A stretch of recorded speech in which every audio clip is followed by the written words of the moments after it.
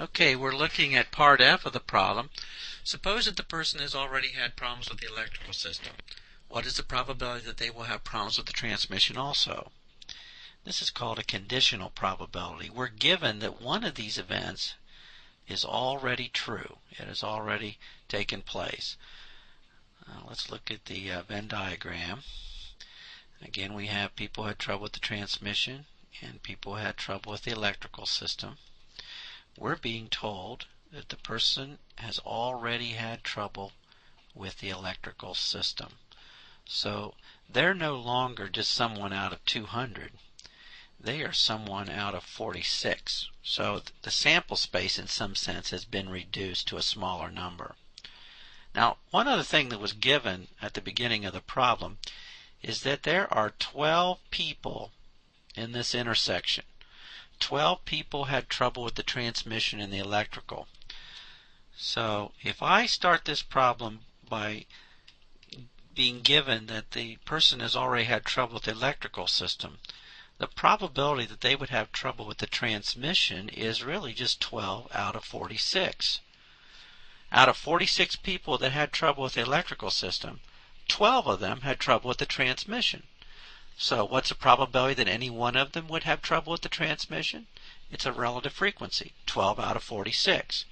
12 out of 46 is 0.26 or 26%.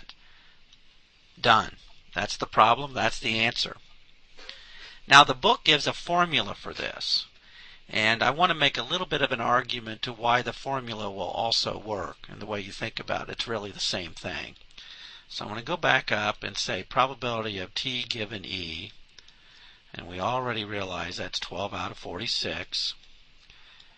Now I'm going to do something. I'm going to multiply numerator and denominator by 1 over 200, or divide numerator and denominator by 200, any way you want to look at it. I can say equal there because really I'm just multiplying by 1. It's not going to change the value of the problem. But I do notice that 12 out of 200 was our original probability of t intersect E. And then the 46 out of 200 was the probability of E. So we know that's 0.06 divided by 0.23, or 26%. The formula in the book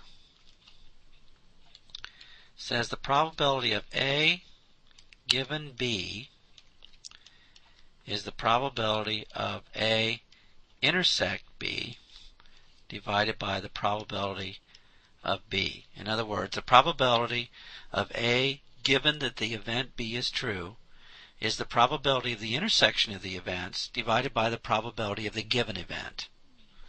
Now, using this formula, as we did above, just one more time here, to do our problem, we're given that the person has had trouble with electrical. We want to know the probability that they have trouble with the transmission. Using the formula, then this is the probability of t intersect E divided by the probability of the given event is 0.06 divided by 0.23, which is 0.26 or 26%.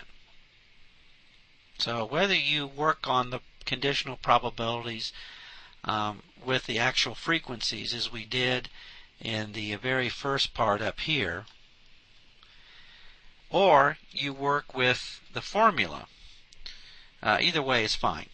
I like the first part of it only in the sense that it gives you an intuition about why it's true, and also working with the formula is great. So either way for me is fine, but I'd like to get a little bit of a feel for what the conditional probabilities are.